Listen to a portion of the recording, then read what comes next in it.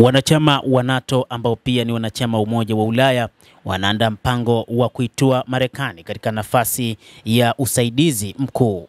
Hata hivyo, wanachama hao wa NATO wanataka kuhakikisha kwamba kutokana na kile ambacho kimefanywa na rais wa Marekani Bwana Donald Trump, wanatafuta njia ya kuweza kuiondoa Marekani katika NATO kama mdhamini mkuu.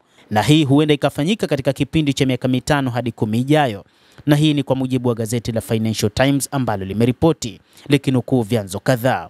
Uingereza, Ufaransa na Ujerumani na mataifa ya Nordic yapo kwenye mazungumzo kuhusu pendekezo linalowezekana ambalo litahamisha mzigo wa kifedha umoja huo hadi Ulaya. Maafisa wanne ambao hawakutajwa waliambia Financial Times. Waungaji mkono wa mpango huo wanalenga kuwasilisha kwa Marekani kabla ya mkutano wa kila mwaka wa NATO mjini The Hague mwezi huu wa Juni. Kulingana na ripoti hiyo, wanachama wa NATO wa Ulaya wanahofia kwamba Marekani chini ya Rais Donald Trump inaweza kukataa ahadi zake za ulinzi au kuondoka kabisa katika jumuiya hiyo. Wakati mazungumzo yanaripotiwa kuandaliwa kama kutoa mpito unaosimamiwa wa muda mrefu, maafisa wa Europa wamekiri kwa Financial Times kwamba ratiba ya miaka 5 hadi 10 inaonekana kuwa ni kubwa sana. Kuongezeka matumizi si mchezo pekee tulionao kutoka kwa utegemezi wa Marekani, ni jambo ambalo tunapaswa kulitazama, afisa mmoja aliambia Financial Times.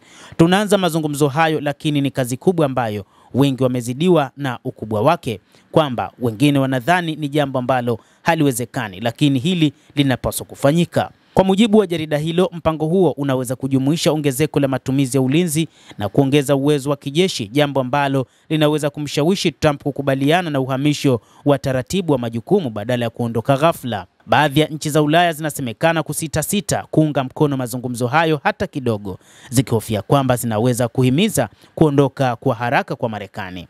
Wengine wanashaka kuwa Washington ingekubali uhamishaji wa majukumu uliopangwa kwa kuzingatia hali isiyotarajiwa wala isiyotabirika ya utawala wa Trump. Trump ametaka wanachama wa NATO kuongeza matumizi ya ulinzi hadi 5% ya pato la taifa, zaidi ya mara 2 ya lengo la 2% ya muungano huo. Waziri wa ulinzi wa Marekani Pete Hegseth amesema nchi hiyo haitavumilia tena uhusiano usiokuwa na usawa na washirika wake, akisisitiza kwamba Marekani itaweka kipaumbele katika kuiwezesha Ulaya kumiliki jukumu la usalama wake yenyewe. Mapema mwezi huu, rais wa tume ya Umoja wa Ulaya Ursula von der Leyen amehimiza EU kuunda muungano wa ulinzi. EU pia imeunga mkono mpango unaojulikana kama Rearm Europe na utakusanya hadi dola bilioni 800 katika madeni. Moscow imekosoa vikali mipango ya Umoja wa Ulaya ya kuongeza matumizi ya kijeshi, huku msemaji wa Kremlin Dmitry Peskov akiita mjumuiko huo suala la wasiwasi mkubwa. Amesisitiza kuwa hatua hizo kimsingi zinalenga Urusi na kutishia kudhoofisha juhudi za amani za Ukraine. Endelea kuwa nasi bila kusahau kulike, kucomment na kusubscribe channel hii. Mimi ni Adam Hussein, endelea kuwa nasi wakati wote.